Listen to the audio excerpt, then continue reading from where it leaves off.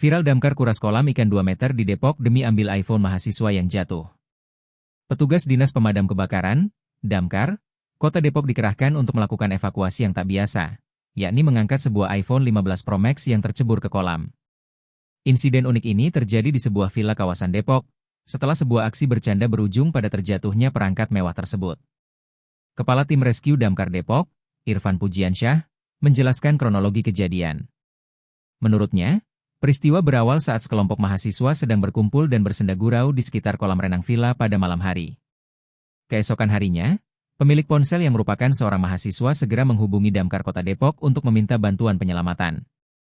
Tim Damkar kemudian turun dengan peralatan penyelaman ringan untuk menemukan dan mengangkat ponsel tersebut dari dasar kolam.